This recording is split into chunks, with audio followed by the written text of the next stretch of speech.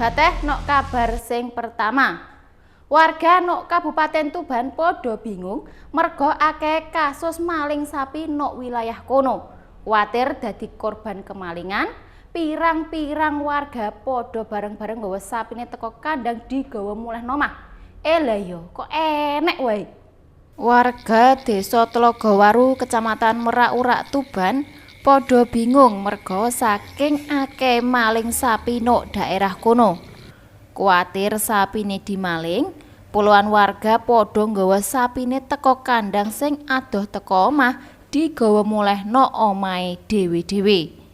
Iki mang salah sijine sing dilakoni Sutang 55 taun warga desa kono Minggu bengi. Ben gak dicolong maling, Sutang nggawa sapine teko Tegal dititipno nok kandange Bateh sing edek karo omahe. Iki mang yo dilakoni karo pirang-pirang warga liyane. Wong-wong padha ngeleh sapine sing saurunge nok kandang sing enek nok Tegalan nok omahe dhewe-dhewe ben luwih aman. Lah iya, tibake sapi yo terancam keselamatane. Sing hati-hati yo Bateh. Wong-wong ki mang padha kuwatir ilang sapine. Perkara ilange sapi loro nggone Mukhtar 55 taun warga kono. Sapi loro nggone Mukhtar sing saurunge didelek kandang sing panggoke nok Tegalan ilang dicolong wong.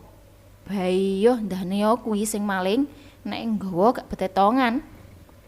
Saliyane ngusungi kewan ingonane muleh, saiki warga yo padha nglakoni jaga bengi utawa ronda gentenan.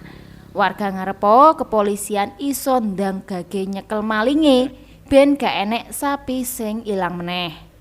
Ziki Muhammad, Husni Mubarak, JTV Tuban.